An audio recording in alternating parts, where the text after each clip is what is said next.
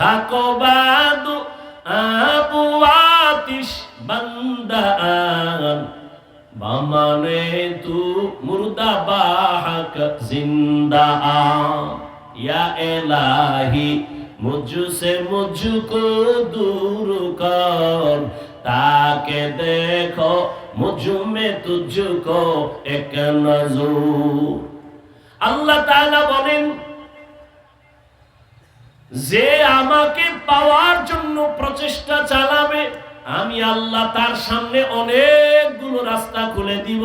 সাবিল এক রাস্তা, সুবুল তার বহু বচন অনেক রাস্তা। আল্লাহকে আমি একটা রাস্তা খুলব না, আমাকে পাওয়ার মতো অনেক রাস্তা খুলে দিব। অথচ আমরা জানি জান্নাতের একটাই পথ, সিরাতুল মুস্তাকিম। রহমতের নবীও বলেন, সাহাবায়ে কেরামদের ডাইকে বললেন মাটির উপরে একটা সোজা রেখাটাই না, বললেন এটাই হলো সিরাতুল মুস্তাকিম। ডানে বামে আরো আঁকা বাঁকা রেখাটাই না, বলে এটা ভ্রান্ত পথ, সোজাটাই হলো জান্নাতে পৌঁছার সহজ পথ, সিরাতুল মুস্তাকিম। কয়টা? একটা। বাঁকা না সোজা? সোজা। আল্লাহ রাসূল কয় এই সোজা পথটাই জান্নাতের সঠিক একটাই পথ। আল্লাহ কয় আমাকে পাওয়ার পথ অনেক, লানাহদিয়ান্নাহুম সুবুলানা, অনেক পথ। ওয়াল্লাযীনা জাহাদু ফীনা আই ফী তালাবি মারদাতিনা লানাহদিয়ান্নাহুম সুবুলানা আই লানুবাসসিরান্নাহুম তুরুকানা। আমি অনেক রাস্তা খুলে দিব। নবী কয় এক পথ, সিরাতুল মুস্তাকিম। আল্লাহ বলেন অনেক রাস্তা। সমাধান কি হবে? উলামায়ে কেরাম বলেন উদাহরণত এভাবে আমি বলি, ফেনী থেকে ঢাকা যাওয়ার বিশ্ব রোড কয়টা? একটা। কিন্তু বিশ্ব রোডে ঢোকার জন্য ডানে বামে আঁকা বাঁকা রোড আসেনি? শাখা রোড গুলো থাকা ভালো না খারাপ? ভালো, সহজে ঢোকার জন্য। ঠিক এভাবে তরতিব দিছেন উলামায়ে কেরাম। কেমনে? কয় সিরাতুল মুস্তাকিম জান্নাতে যাওয়ার বিশ্ব রোড, আর ডানে বামে আঁকা বাঁকা রোড আছে অনেক। বলে কেমন? ইমামে আজম আবু হানিফার রোড দিয়া দৌড় দাও, গিয়া দেখবা সিরাতুল মুস্তাকিমের সাথে সংযোগ লাগানো। ইমাম মালিকের পথ দিয়া দৌড় দাও, সেখানেও গিয়া দেখবা সিরাতুল মুস্তাকিমের সাথে সংযোগ লাগানো। আবার ইমাম আহমদ বিন হাম্বলের রাস্তা দিয়া চলো, তার মাযহাব মানিয়া যদি চলো, সিরাতুল মুস্তাকিমের সাথে সংযোগ লাগানো। সংযোগের মাধ্যম কি বলে? সুন্নতে নববী, রহমতের নবীর সুন্নাত। এজন্য সমস্ত উলামায়ে কেরামের এক কথা, এ জমিনের যত মাযহাব ইমাম চারজন আছেন আর যারা আছেন সব হলো আহলে সুন্নাত ওয়াল জামাতের অনুসারী। কেউ ভ্রান্ত না। যে কোনো পথ দিয়ে ঢুকবা, সামনে গিয়া দেখবা সিরাতুল মুস্তাকিমের সাথে সংযোগ লাগানো।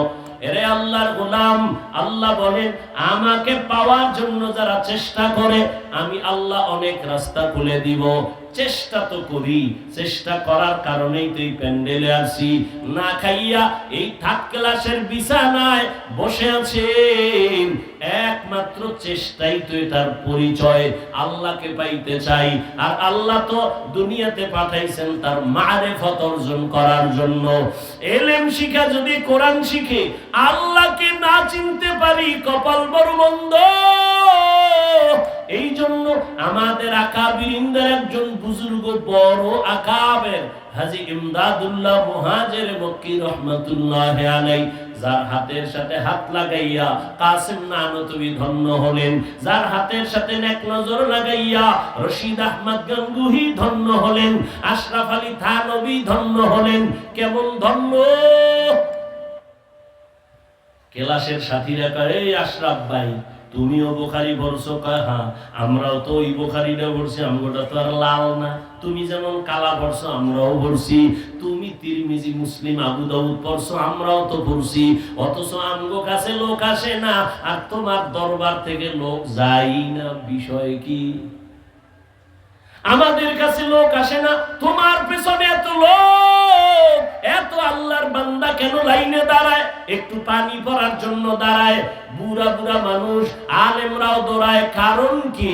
থানবী রহমাতুল্লাহ আলাইহি বলেন, তোমরা করেছো কুতুববিনী আর আমি আশরাফ আলী করি কুতুববিনী। কুতুব কাপ্তা বা কুতুব কিতাবের বহু বচন, আর একটা হলো কুতুব কফ ত বা কুতুব। তোমরা মোতালা করো কিতাব আর আমি কলিজা দিয়া দেখি কুতুব। আল্লাহর প্রিয় কুতুব যারা, কুতুবুল আলম যারা, এদেরে দেখি, এদেরে মোতালা করি। তোমরা কিতাব দেখো আর আমি কিতাব ওয়ালাদের দেখি। কিতাব ওয়ালাদের নেক নজর আমি নেই, কারণ তাদের নেক নজরে এত পাওয়ার।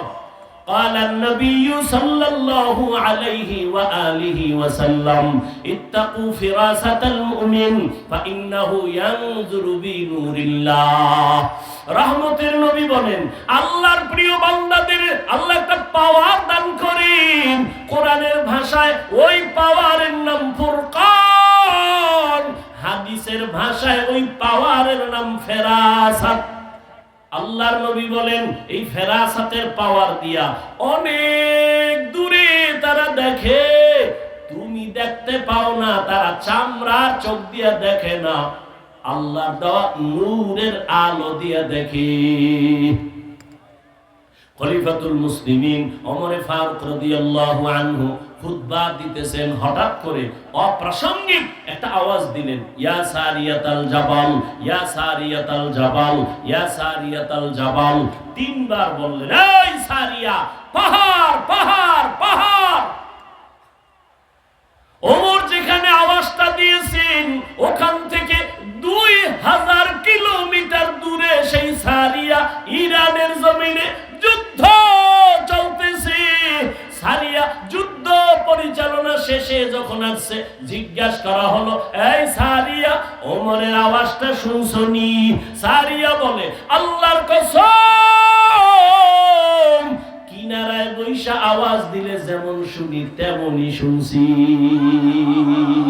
আউলিয়ারা কারে উকবা ইখতিয়ার, জাহেলারা কারে দুনিয়া ইখতিয়ার। মাইলে মোমেন সোয়ে মোমেন মিশাওয়াত, মাইলে কাফের সোয়ে কাফের মিশাওয়াত। সূরা আনকাবুতের আয়াত, মারিফতের আয়াত। মারিফত তো অনেকে বুঝেই না, চিনেই না, বরং বুঝে না তো বুঝেই না, বুঝার চেষ্টাও করে না, উল্টা বিরোধিতা করে। অথচ আল্লাহ মানুষ বানাইছেন মারিফত অর্জন করার জন্য, স্পষ্ট কোরআনের দলিল। অথচ মারিফত চিনে না, বুঝে না, বিরোধিতা করে।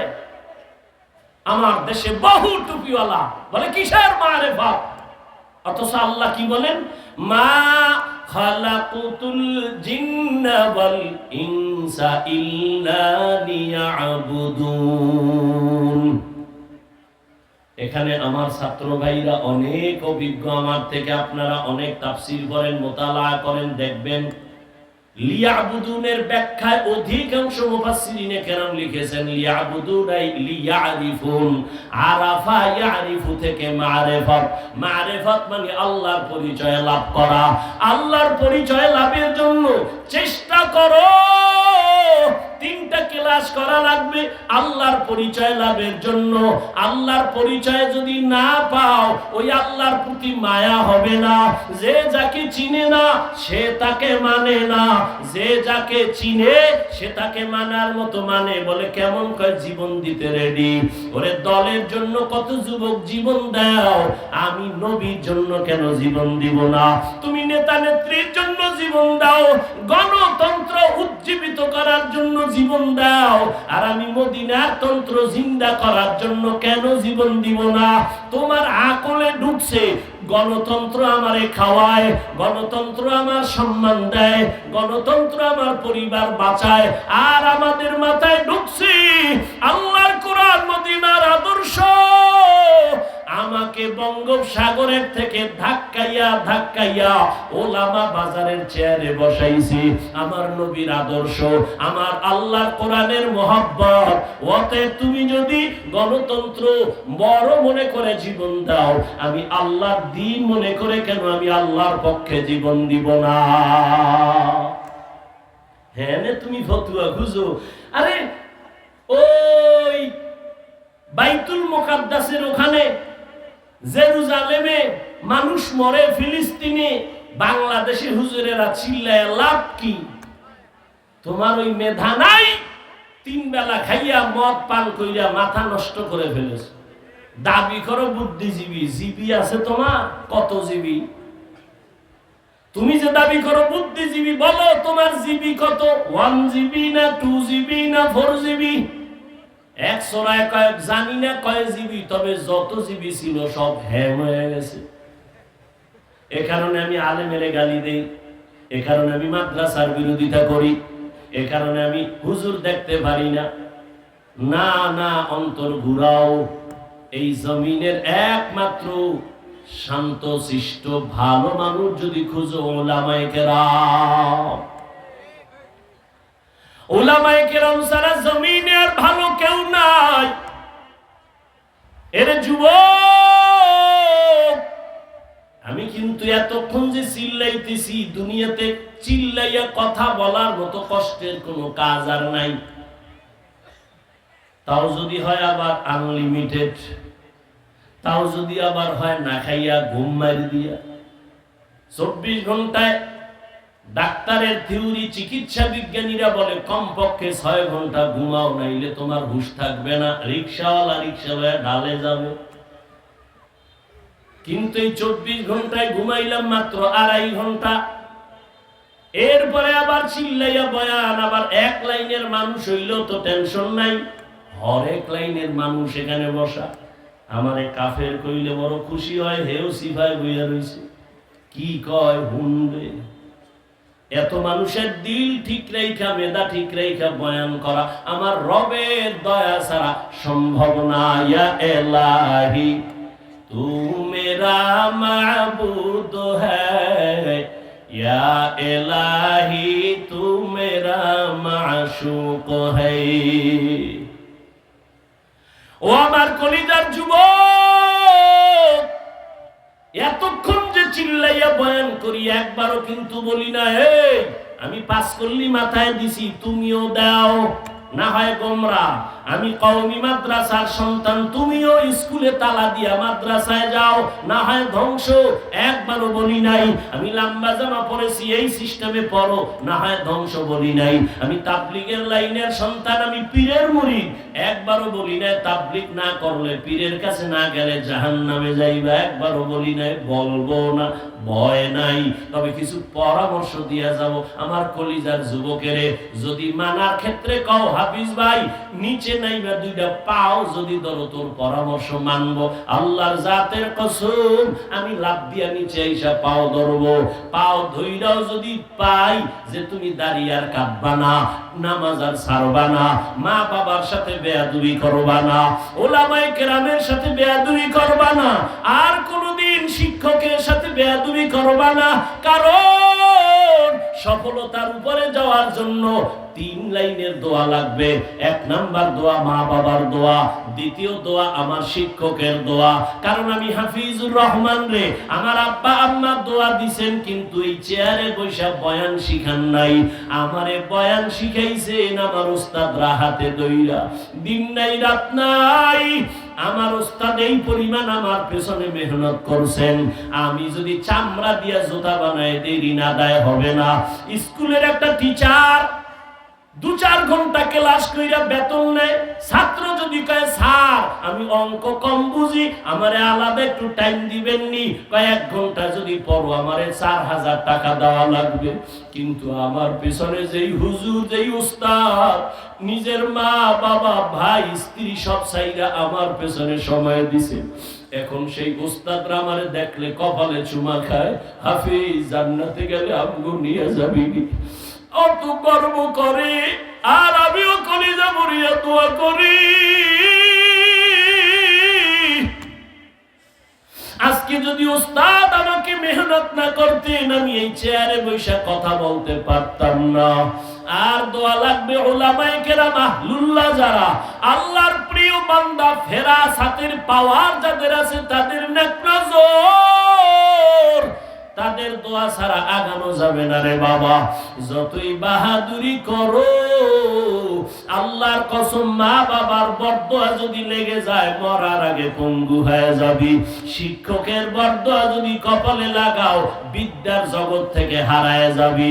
রাস্তায় ঘুরি, মাঝে মাঝে যাই, অনেক পাগল দেখি ইংলিশে কথা কয়, আরবিতে কথা কয়। চিন্তা করলাম ব্যাপারটা কি, পাগল আবার ইংলিশ শিখছে নি, আরবি শিখছে নি। খুঁজা দেখলাম না না, তাহলে পাগল আবার আরবি কেন কয়? খুঁজা বের করলাম, মাদ্রাসার ভালো ছাত্র ছিল, বেয়াদবি কইরা রাস্তার পাগল হয়েছে। স্কুলের ভালো স্টুডেন্ট ছিল, শিক্ষকের সাথে বেয়াদবি করে রাস্তার পাগল হয়ে গেছে। ও আল্লাহর বান্দা, মানুষ তো সবাই, তবে সবাই তো মুমিন না। মুমিন তো সবাই, সবাই তো আমলওয়ালা না, ইলমওয়ালা না। আমলওয়ালা তো সবাই, তবে সবাই তো তাকওয়াওয়ালা না। এরে আল্লাহর বান্দা, জমিনে কুকুরের অভাব নাই। কে বানাইছেন কুকুর? আমার আল্লাহ। তবে সব কুকুর তো দামি না। আসহাবে কাহাফের সাথে যেই কুকুরের সম্পর্ক, ওই কুকুর নবী বলেন জান্নাতি। পিপিলিকা আছে আপনার ডানে বামে কোটি কোটি, একটা পিপিলিকারও দাম নাই। সবই তো আল্লাহ বানাইছেন, তবে ওই পিপিলিকাটা দামি। সুলাইমান নবীর সাথে যার যোগাযোগ আছে, নাই? গরু আছে আপনাদের ফেনীতে, অভাব নাই, কিন্তু ওই গরু দামি না, তবে ওই গরুটা দামি। মুসা নবীর সাথে যেই গরুর সম্পর্ক, সূরা বাকারার মধ্যে ঘটনা আছে। উটনি, উট সব আল্লাহর বানানো, তবে সব উট আর উটনি দামি না। আমার নবী যে উটে সাওয়ার হইছেন, ওই উট বড় দামি। সালেহ আলাইহিস সালামের সাথে উটনির সম্পর্ক হয়েছে, ওই উটনি দামি। জাতীয় মাছ খাই ইলিশ, কয় না, মাছ তো সবই আল্লাহ বানাইছে, ওই মাছ একটাও দামি না। ইউনুস নবীরে যেই মাছ পেটে ধারণ করেছেন, ওই মাছ আল্লাহর জান্নাতে যাবে। ছাত্র তো সবাই, আমিও ছাত্র। একটু আগে কিন্তু আমার এক সাথী ভাইয়ের কথা বলছি, তিনিও কিন্তু ছাত্র।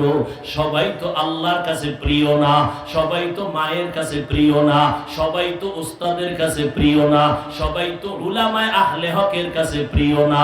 এরে নবীর আশিক উম্মতেরা, ও যুবক, ডাক্তার হও, ইঞ্জিনিয়ার হও, স্কুলে পড়ো, কলেজে পড়ো, ভার্সিটিতে পড়ো, চাকরি করো, ব্যবসা করো, দোয়া করি ডাক্তার হও, ইঞ্জিনিয়ার হও, প্রফেসর হও। তবে আমার দাবি, বেয়াদব হইও না।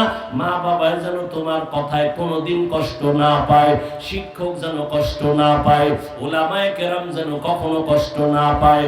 যদি কষ্ট দিয়া ডাক্তার হও, লাভ নাই, জোতা খাইয়া তাসলিমার মতো পালাবি।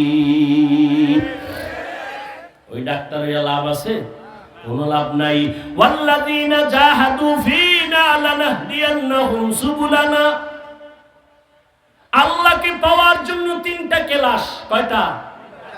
সংক্ষেপে আমি শেষ করতেছি। প্রথম ক্লাসের নাম মুজাহাদা, দ্বিতীয় ক্লাসের নাম মুরাকাবা, তৃতীয় ক্লাসের নাম মুশাহাদা। এটি তরিকার লাইনে, মারিফতের লাইনের ক্লাস। এক নাম্বার ক্লাস মুজাহাদা, অর্থাৎ আল্লাহ পাওয়ার চেষ্টা করা। দ্বিতীয় হলো মুরাকাবা, আল্লাহ পাওয়ার মতো ধ্যান করা, সাধনা করা। এরে আল্লাহর বান্দার, আপনারা জানেন নবীর উপরে কোরআন আছে। 40 বছর বয়সের পরে কোরআন নাজিল শুরু। এবার প্রশ্ন বড় জটিল। আমার নবীর জ্ঞান তো তুলনা নাই। ঈসা নবীরে যদি আল্লাহ শিশু বেলায় কিতাব দেয়, আমার নবীর জ্ঞান কি কম? আমার নবীরে 40-এর পরে দিলেন কেন? এক প্রশ্ন। দ্বিতীয় প্রশ্ন, এই দীর্ঘ 40 বছর নবী করলেন কি? বাইতুল্লাহ ছাইরা ওই উঁচু হেরা পাহাড়ে গুহার মধ্যে যাইয়া আল্লাহর ধ্যানে সময় কাটায়। সপ্তাহকে সপ্তাহ, মাসকে মাস। ওই সময় নবীর সহধর্মিনী আরবের ধনাঢ্য নারী গুণবতী রূপবতী আম্মা জান খাদিজা রাদিয়াল্লাহু আনহা মহিলা মানুষ নাস্তা বানাইয়া আমার নবীর ওই পাহাড় বেয়ে বেয়ে বেয়ে বেয়ে উপরে উঠা আমার নবীরে দিতেন। আম্মা জান আয়েশা বলেন আমি মাঝে মাঝে দেখতাম আমার হুজরায় বসে নবী গুনগুন করে কান্না করেন। আমি আয়েশা ভয় পেয়ে গেছি, ইয়া রাসূলুল্লাহ আমার কোনো বেয়াদবি হইল নাকি, কাঁদেন কেন?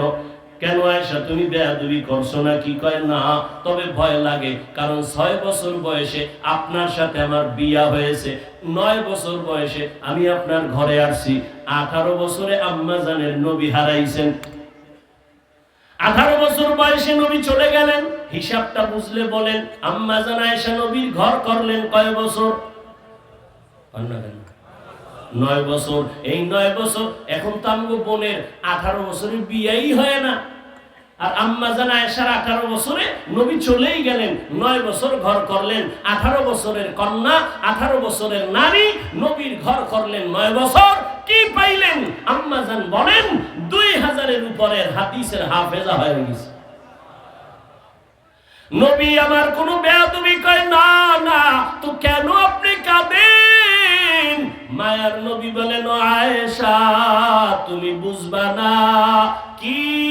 কয় তুমি আমার সুখের সময়ের বিবি, কিন্তু আমার দুঃখের একটা সময় ছিল তুমি দেখো নাই, যেদিন আমার চারদিকে দুশ্মন, আমি আব্বু বলে ডাকতে পারি নাই, একটা দিন আমি আম্মুর আদর নিতে পারি নাই, চতুর্দিকে দুশ্মন। ওই সময় আমার একমাত্র সহযোগী খাদিজা আমার জন্য যা করেছে আমি ওগুলো মনে পড়লে চোখের পানি ধরে রাখতে পারি না। ও হেরা পাহাড়ে যাইয়া খাদিজা নাস্তা দিত, আমি দাওয়াত দিয়া বাসায় এসে যখন সালাম দিতাম আসসালামু আলাইকুম ইয়া আহলাল বাইত, দরজা খুলে যাইত রাতের গভীরে। ও খাদিজা আপনি কি ঘুমান না? খাদিজা কাঁদেন ইয়া রাসূলুল্লাহ আমি জানি আপনি বড় এতিম, আপনি মা হারা বড় অসহায়, আজকে যদি আপনার মা থাকতেন আপনাকে বাইরে রেখে মা ঘুমাইতে পারতেন না, চতুর্দিকে আপনার দুশ্মন, আমি সারা রাত আপনার অপেক্ষায় দাঁড়ায় থাকি। ও আয়েশা খাদিজা আমার কত যে আপন, ওই সময় আমি গরিব, তার সব সম্পদ আমারে হাদিয়া দিছে, আমার বংশের লোকেরা আমাকে একদিন আর দুদিন না 3টা বছর শিয়াবে আবু তালিবে গৃহবন্দী করে রাখছে, পানি দেয় না, খানা দেয় না, আমি গাছের পাতা চিরা চিরা খাইয়া আমার ক্ষুধা নিবারণ করি। ওই সময় আয়েশা সব ছাইরা আমার মোহাব্বতে তিনিও আমার সাথে আয়েশা রাত দিন কাটায় গাছের পাতা চাবায়। ওই খাদিজার কথা যখন মনে হয় আমি চোখের পানি ধরে রাখতে পারি না। প্রশ্ন হলো বাইতুল্লাহর দাম বেশি না হেরা পাহাড়ের দাম বেশি? বলেন না কেন? বাইতুল্লাহ কোরআনের আয়াত দ্বারা ইন্না আউওয়ালা বাইতিন উযিআ লিন-নাস লাল্লাযী বিবাক্কাতা মুবারাকান ওয়া হুদা মুবারাকান ওয়া হুদান লিল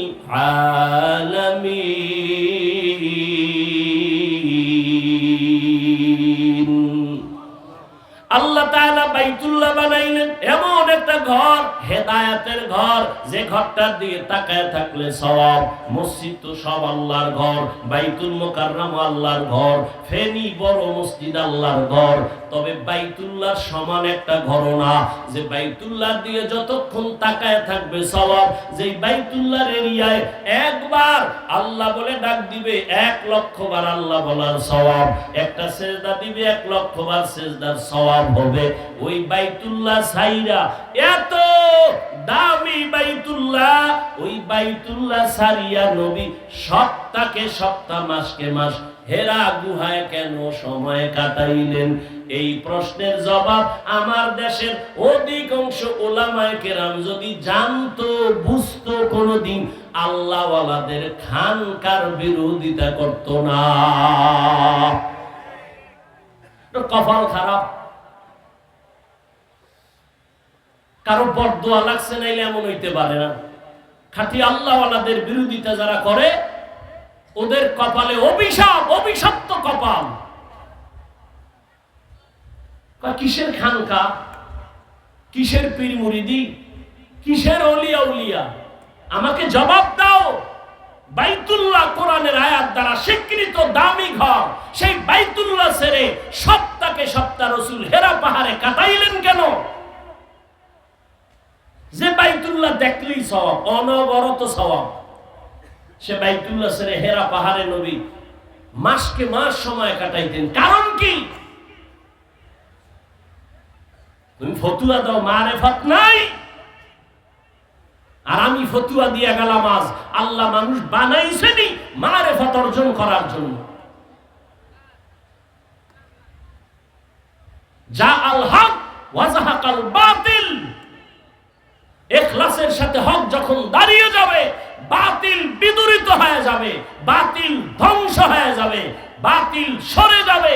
সরে যাওয়ার ব্যাখ্যা তিনটা: জাগায় খোদার গজবে মরবে, না হয় দেশ ছাইরা পালাবে, না হয় তওবা করে হকের পক্ষে চলে আসবে। ওয়াল্লাযীনা জাহাদু, যারা চেষ্টা করে আল্লাহকে পাওয়ার জন্য, চেষ্টা করার জন্য কেলাস আছে তিনটা। এক নাম্বার কেলাস মুজাহাদা, দ্বিতীয় কেলাস মুরাকাবা, তৃতীয় কেলাস হলো মুশাহাদা। সবগুলোর দলিল কোরআনে আছে। মুজাহাদার দলিল তো আয়াতি, ওয়াল্লাযীনা জাহাদু ফিনা।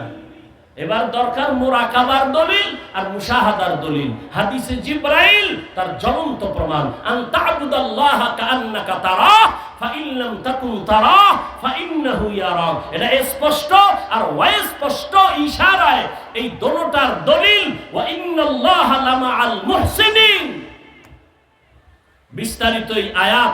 মুহসিন এর সাথে আল্লাহ থাকেন। আগের কথা কি? যারা চেষ্টা করে আমাকে পাওয়ার জন্য, আমি রাস্তা খুলে দেই অনেক। এরপরে আল্লাহ বলেন ওয়া ইন্নাল্লাহা লামাআল মুহসিনিন, আমি মুহসিনদের সাথী হয়ে থাকি। দুই কথায় কোনো মিল নাই। কারণ কি? আগের কথা পরের কথা আলাদা। যারা চেষ্টা করে আমাকে পাওয়ার জন্য, আমি অনেক রাস্তা তাকে খুলে দেই, আর আমি মুহসিনদের সাথেই থাকি। এ কথার ব্যাখ্যা কি? মুহসিনকে, যার মধ্যে ইহসানের মাকাম আছে। মা মা'নাল ইহসান আন তা'বুদাল্লাহা কাআন্নাকা তারাহ ফাইন লাম তাকুন তারাহ ফাইন্নাহু ইয়ারাক। আল্লাহকে দেখে দেখে ইবাদত করো, মুশাহাদা। আল্লাহ দেখে নেই, ধ্যানে ইবাদত করো, মুরাকাবা। এই তিনটা কেলাস যে কেউ করলে কামিয়াব হবে না। তিনটা গুণ যার মধ্যে আছে সে কামিয়াব হবে। কয় গুণ? তিন গুণ যার নাই, সে খোদার কসম হাজার বছরও যদি চেষ্টা করে আল্লাহর মারেফত পাবে না। এক নাম্বার গুণের নাম আদব, এক নাম্বার গুণের নাম, দ্বিতীয় গুণের নাম ধৈর্য, তৃতীয় গুণের নাম কান্নাওয়ালা তওবা। বিস্তারিত বলার আর সুযোগ নাই। আদবের উপর আর 2-4 মিনিট বলবো। ধৈর্য হবে? কয়টা গুণ লাগবে? তিনটা। এক নাম্বার, এই তিন গুণ যার নাই, খোদার কসম সে কোনোদিন চেষ্টাই করবে সফলতায় যাবে না। বেয়াদব আজীবন যদি চেষ্টা করে ও আল্লাহকে পাবে না। ধৈর্যহীন আজীবন চেষ্টা করলে আল্লাহকে পাবে না। আর যার মধ্যে বিনয় নাই, কান্নাওয়ালার ভাব নাই, তওবার নিয়ত নাই, ও পাবে না। আদব কি জিনিস? বড় হুজুরের সামনে নামাজের সুরাতে বসায় আদব না। যেখানে যেই কথা বলা উচিত, যেখানে যেই জিনিস রাখা উচিত, ওখানে ওই কথা বলা, ওই জিনিস রাখার নাম আদব। আদবের আরেক ব্যাখ্যার নাম সুন্নত। বাম হাতে পানি পান করবেন, এটা সুন্নতের খেলাফ, বেয়াদবি। ডান হাতে করেন, আদব প্লাস সুন্নত। আদবের একটা ঘটনা মনে পড়ে গেল, যেহেতু কেসা কাহিনী শুনাই, দুই একটা শুনাই, নাইলে নামটা আর জিতবে কেমনে। বরকরার রাখার জন্য একটা কিসা শুনাই, কি বলেন? শুনবেন? নাইলে আমার নামটা ডুবে যাইব না। কিসা কাহিনীর ওয়াজ করি, দুই একটা না শুনাইলে হয়? তবে আমরা সোনাবন্দের গান শুনাই না। আমরা কোরআন হাদিসের কিচ্ছার পাশাপাশি বাহিরের কোন কিচ্ছা শুনাইলে ওই কিচ্ছাই শুনাই, যে কিচ্ছা শুনলে মানুষের চোখে পানি আসে, দিল নরম হয়। আমরা সোনামন্দের গান শুনেন না, তবে এটাও শুনে রাখো, জাহেল এখানে হাজারো হাজারো ওলামা বাজারের ওলামাদের ফ্যাক্টরি এখানে আছে, সবাই সাক্ষী। পৃথিবীতে শ্রেষ্ঠ কিচ্ছা কাহিনীর কিতাবের নাম কোরআন। তুমি কি জানো? জাহেল, মুতাকাব্বির। হযরত কোরআন শরীফের মধ্যে বাঘের কিচ্ছা নাই? আছে। গরুর কিচ্ছা দিয়ে তো কোরআন শুরু। সাপের কিচ্ছা আছে, মশার কিচ্ছা আছে, মাছির কিচ্ছা আছে, পিপিলিকার কিচ্ছা আছে, কি নাই? হাজারো কোটি কিচ্ছা কোরআনে হাদিসে ভরা। আসহাবে কাহাবের কিচ্ছা তো এরা কোনো নবীও না, সাহাবীও না, বেশির থেকে বেশি ওলি। এরকম বহু কিচ্ছা আছে কোরআনে।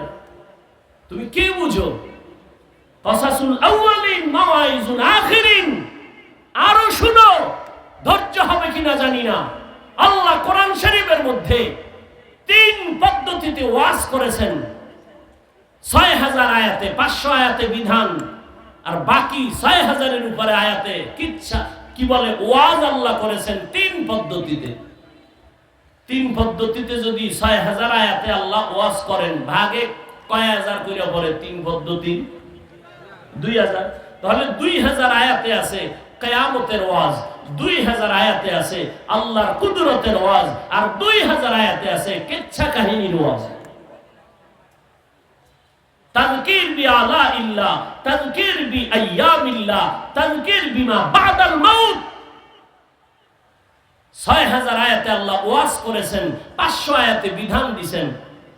3 পদ্ধতিতে আল্লাহ ওয়াজ করেছেন।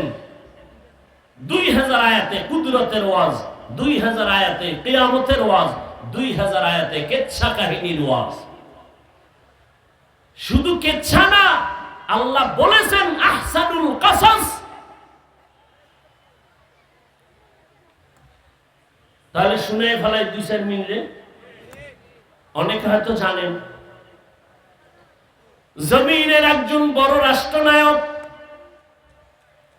একদিকে সে দেশ পরিচালনা করেন, অন্যদিকে তিনি একজন আল্লাহর খাস ওলিয়ে কামেল। নাম হলো সুলতান মাহমুদ গজনবী রহমাতুল্লাহি আলাইহি। তার ইন্তেকাল হয়ে গেল। আপনজনের সাথে ঘুমের ঘরে কথা, স্বপ্ন যোগে ও সুলতান মাহমুদ কবরের কি হালাত? বলে আলহামদুলিল্লাহ, আল্লাহ মাফ করেছেন। যুবক বাবারা একটু ধৈর্য ধরো, আমি কষ্ট দিতে চাই না। কষ্ট তো আমার হয়, আমার কষ্ট হয়। কেন কষ্ট করি? কেন? খালেসান লিওয়াজহিল্লাহি তাআলা। একটু ধৈর্য ধরো।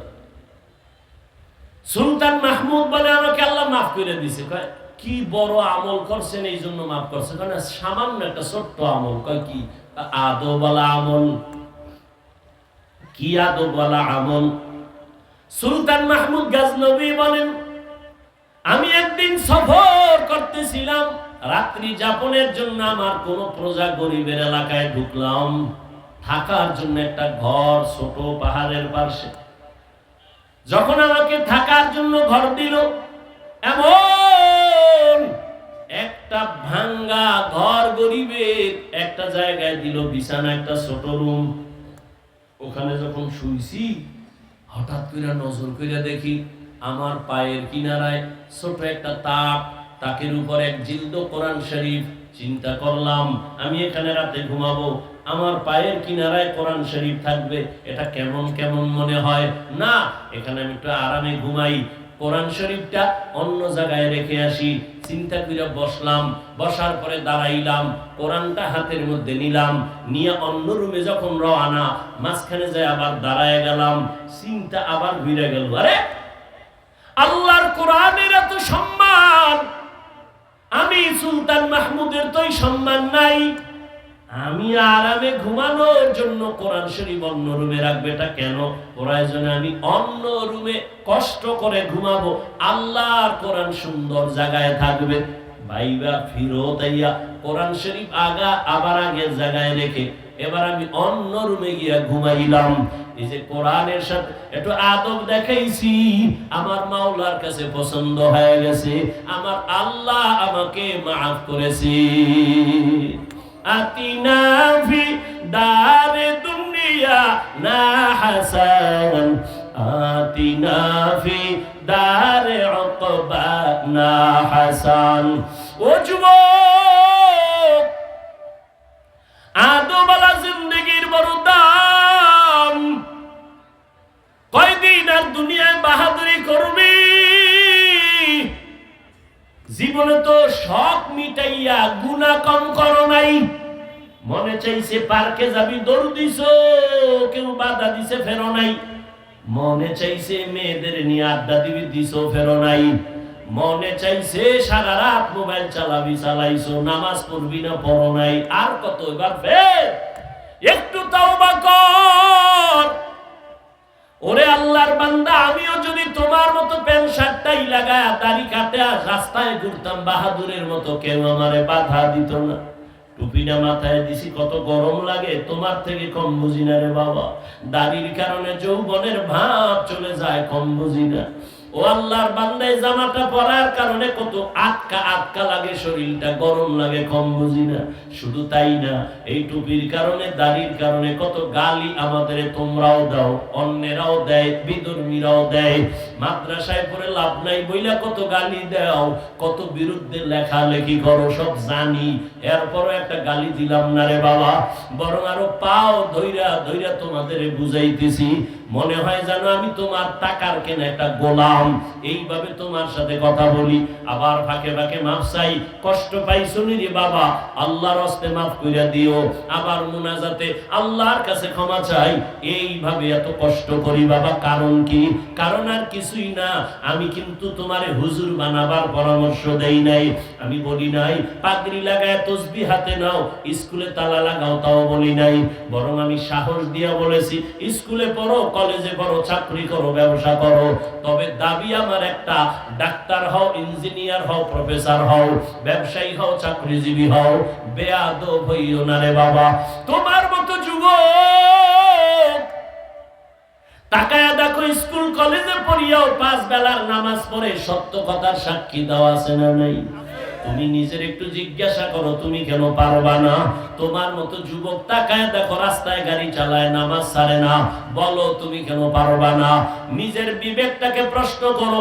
তোমার মতো যুবক র্যাব, আর্মি, পুলিশ, বিডিআরের চাকরি করে, doctor, professor, engineer, OCD, CSP, নামাজ পড়ে, দাড়িওয়ালা, তুমি কেন পারো না? তোমার কপালে বুঝি কার অভিশাপ লাগছে? গুনার কারণে আমার আল্লাহ বেজার হয়ে গেছে। তোমার মতো যুবক নদীর মধ্যে মাছ ধরে, নামাজ ছাড়ে না, বলো তুমি কেন পারো না? তোমার মতো যুবক ময়দানে কৃষি কাজ করে, নামাজ ছাড়ে না, বলো তুমি কেন পারো না রে বাবা? ও আল্লাহর বান্দারা, এখনো কি গুনাহ থেকে ফিরবা না? আরে আল্লাহর বান্দা, কোরআনটা কি মিথ্যা মনে করেছো?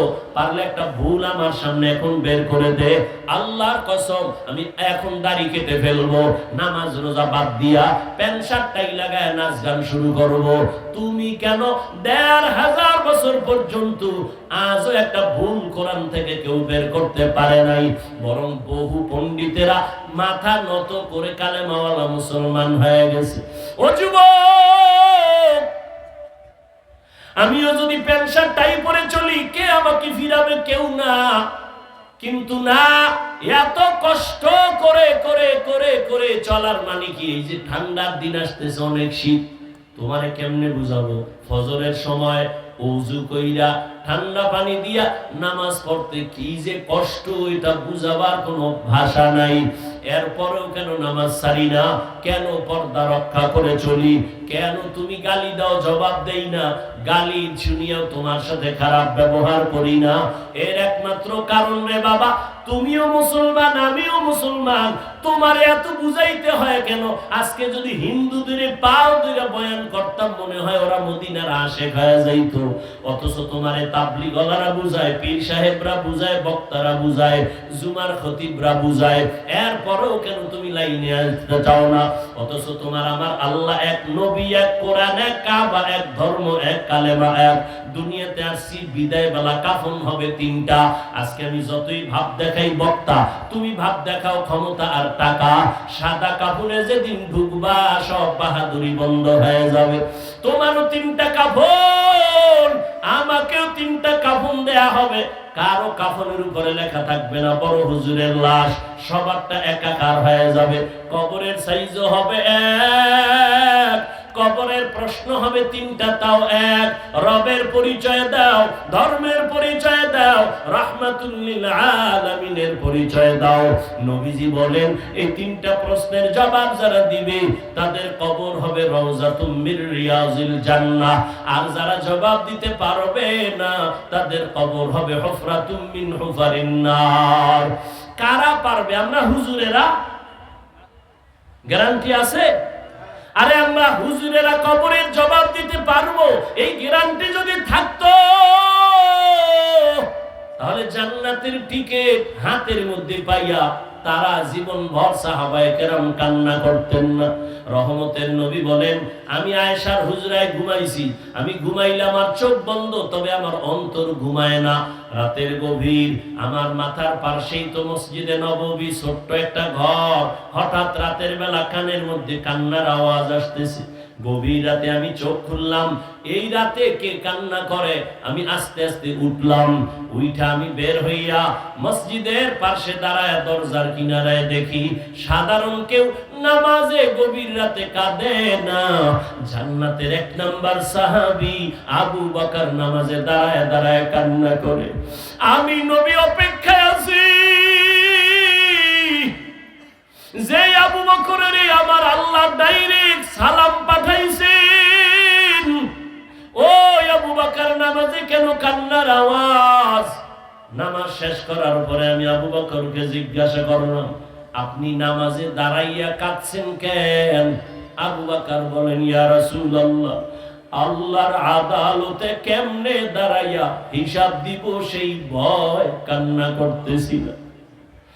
আবু বকর আপনার নামে তো জান্নাতের টিকিট, এরপরও কেন এত ভয়?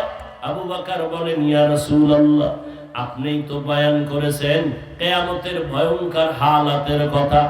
জমিন হবে কিয়ামতের মাঠ, আরাফার ময়দান হবে আল্লাহর বিচারালয় আদালত।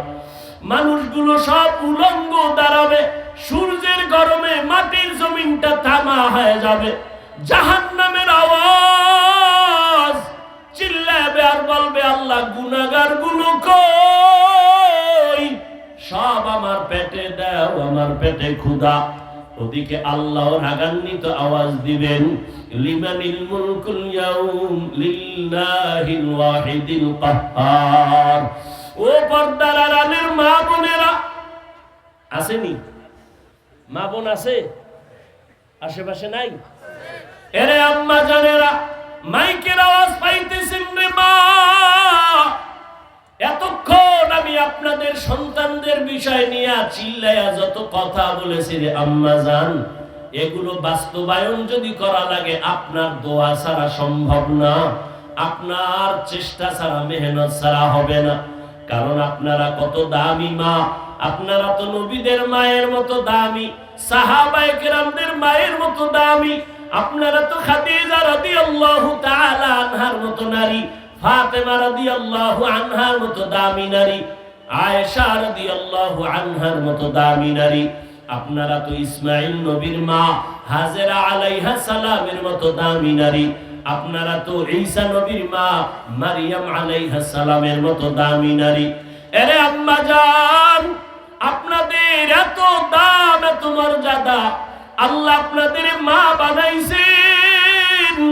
একটা সন্তান কি আপনি আদর্শওয়ালা বানায় যাইবেন না? আপনার কি মনে চায় না আপনার সন্তান দোয়া করবে কোরআন পড়ে? আপনার সন্তান ডাক্তার হলেও দোয়া করবে। একটা আদর্শ সন্তান বানায় যান, ডাক্তার হবে আর বুঝাইবেন আপনার সন্তান যেন কারো বরদোয়া না নেয়। যদি নেয় দুনিয়াও বরবাদ, আখিরাতও বরবাদ। আপনি যদি বুঝাইয়া বলেন বাবা আমি তোর মা, জীবনটা কষ্টে কষ্টে কাটাইছি, নিজে না খাইয়া বাবা তোরে খানা খাওয়াইছি, কত রাত ঘুমাইতে পারি না রে বাবা, আমি মায়ের তোর কাছে দাবি, জীবনে কোনোদিন মিথ্যা কথা বলবি না, কারো থেকে খারাপ আচরণ করে বরদোয়া নিবি না। সন্তানটারে যদি বুঝাইতেন, ডাক্তার হইয়াও আপনাকে ভুলতো না, ইঞ্জিনিয়ার হলেও আপনাকে ভুলতো না, কোরআন পড়ে পড়ে আপনার জন্য দোয়া করত। ও মা, এই এলাকায় আপনার মতো কত মা পর্দা করে, স্বামীর মাল হেফাজত করে, নামাজ পড়ে, মোবাইলে চরিত্র বিক্রি করে না। আপনি কেন পারবেন না রে মা? ও পর্দার আড়ালের বোনেরা, ও কলিজার বোন, আপনার মতো কত বোনেরা লেখাপড়া করে, মোবাইলে সময় নষ্ট করে না, নামাজ ছাড়ে না, বেপরদায় আড্ডা দেয় না। ও বোন, আপনি কেন পারবেন না? এখনো সময় আছে, তওবা করেন। ও আমার কলিজার বৃদ্ধ বাবাজি, আপনার মতো কত বুড়ারা মসজিদে গিয়ে নামাজ আদায় করে 5 বেলার, বলেন আপনি কেন পারবেন না? এখন থেকে তওবার নিয়ত করে ফেলেন। ও যুবক বাবারা, মনে মনে আমার আল্লাহকে ডাকো, আর আল্লাহকে বলো, হে মালিক, এই বিশাল ময়দানে মনে হয় আমার মতো গুনাহগার কেউ নেই। আমার গুনার খবর আমার মা বাবা আপনজন কেউ জানে না। সারাটা রাত্র দরওয়াজা জানালা বন্ধ করে মোবাইলে গুনাহ করেছো, আমার আল্লাহ দেখছেন, দুনিয়ার কেউ দেখলো, আল্লাহ জানছেন। আমার আল্লাহ একবারও রাগ করিয়া তোমারে ঘুমের ঘরে মেরে ফেলেন নাই। আল্লাহ রাগ করে খানা পানি বন্ধ করেন নাই।